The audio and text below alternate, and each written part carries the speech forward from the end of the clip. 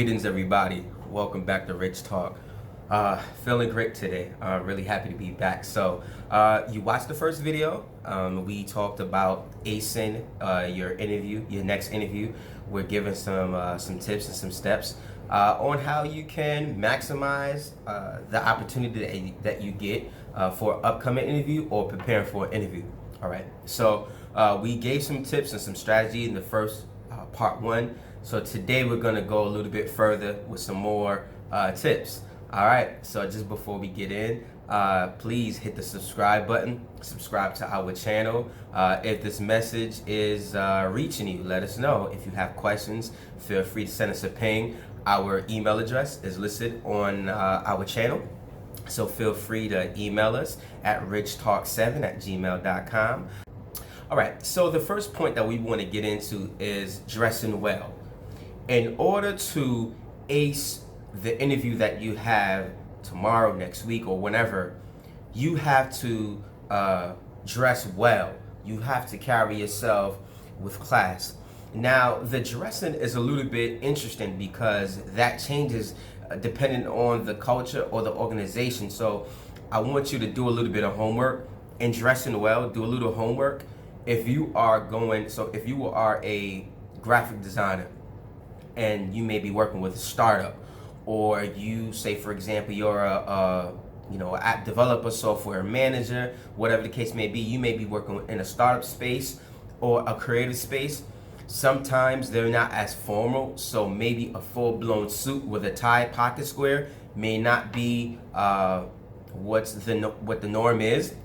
So depending on your interview, or same thing for you ladies as well, you may be going to an interview and they may not call for you doing a skirt suit, So do a little bit of, research beforehand. Look up the company online, on social media, on whether it be Facebook, LinkedIn, just to see what the corporate culture looks like. If you check their website and all of those different ways or mediums where you do research and you still can't find information, then I would just recommend you go with the standard night shirt and not black suit. Black is a very harsh color, so what's recommended is more gray, charcoal, or navy blue. Same thing for the women as well. Just wear a white blouse. Don't have to be, you don't have to go over the top. A dress pants is acceptable, or a nice blouse, that doesn't have a lot of colors in it. Something that's typically, if you're wearing a blouse for women, I would recommend do more like a light blue, like a baby blue color, or white. And for gentlemen, I'll recommend white. It's formal, it shows order and structure. So moving on from dressing well, because if you don't dress well, you won't they won't take you seriously, okay? The next point is to answer questions situationally. So they're going to ask you questions about how do you deal with difficult situations, or what is your greatest strength. Don't answer the question with a cookie cutter answer or with a canned response. They're going to see right through you. What you want to do is give the person who's interviewing you want to give them an insight into how you actually work. So if they're asking you a question about how you juggle priorities, hone in on a situation where you may have had an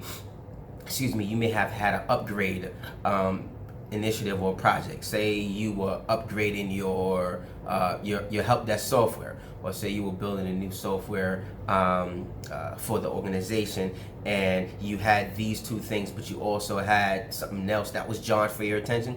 Talk about how you were able to hone in and set dates for completing your tasks. So talk a little bit about how you made a decision to do, to work on the project upgrading the software for help desk first, and you did these particular tasks associated with it, and then you went ahead and did these tasks. You really want to get into detail so that they understand. So you don't want to just answer the question with a canned response. You want to throw out multiple activities within a scenario and point out what the decision you made And in addition to the decision you made, why you made that decision and how you came about making that decision. So that's really, really important. You want to answer questions situationally, and you want to provide 1 to 2 examples. All right. So you want to give 1 to 2 examples. That's really going to bring you into the life of how you work as a professional.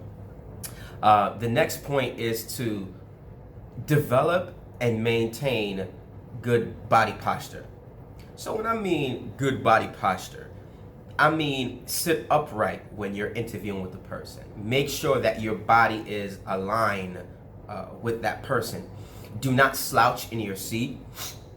Do not, look away, while you're talking to that person, looking at their monitor in their office or looking at something else. Make sure you maintain good eye contact. When I'm talking about body posture, it's really tied into one of the points that we're going to get to later in the video, but you really want to make sure that you maintain a good control of how the interview is going. You don't want to be fidgeting. You don't want to be doing a lot of different things. So maintain good body posture. And those key things are not fidgeting, make sure you sit upright, no slouching, maintain good eye contact. Another point that I also want to get to is taking notes. Now, some people may not think about taking notes.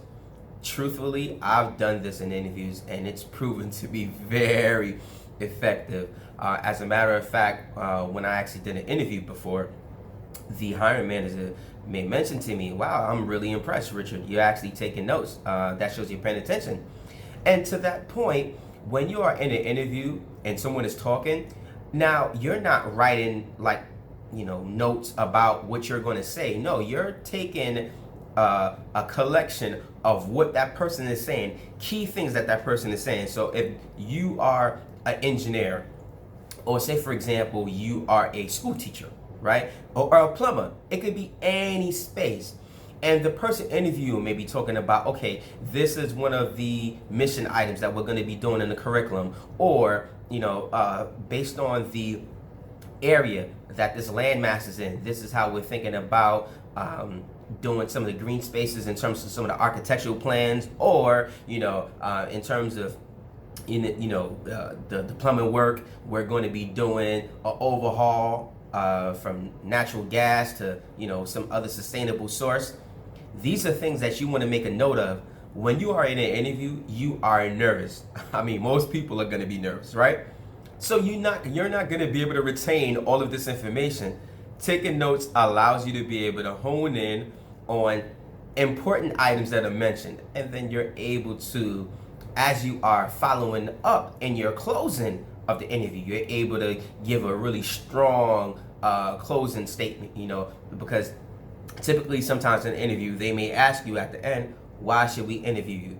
And having those notes that you have made a point of will show that you're a person who is attentive to detail, you are present, and you take what they're saying very seriously, right? And you can take those things to do further follow-up when you're doing a thank you letter and those types of things, right?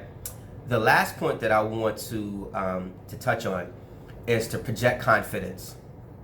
Yes, I said it. Project confidence. You may be in an interview nervous. You may be thinking about what the person is thinking about you, if they're looking at your nose. A lot of people have so many insecurities when they go into interviews. Project confidence. Irrespective of how nervous and anxious you are, exude assurance. Exude the fact that you are assured that you have the skills, the commensurate background to be an asset to this particular organization, company, or whatever the case may be. Projecting confidence can be the difference maker from the hiring manager deciding to hire you or deciding to hire someone else. I believe that confidence is the difference maker. Just a rewind, there was some years ago, I went on an interview and it was a role that I didn't even think I would even qualify for. It was a senior role, and it was something that was a reach for me. And I thought that I may not have gotten it, but I went there assured. I shook the person's hands firmly. I looked in their eyes, and I exhibited to him that I deserve to be here. In confidence, what I'm really articulating to you is to let the individual, the hiring manager, or the person's there, let them know that you deserve to be there. Confidence is about saying, I am a person who is important and valuable.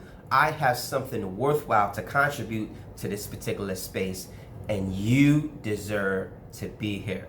So I hope this was helpful. Again, please subscribe to our channel. If this content is helping you, please feel free to send us a ping and share it with your friends and family.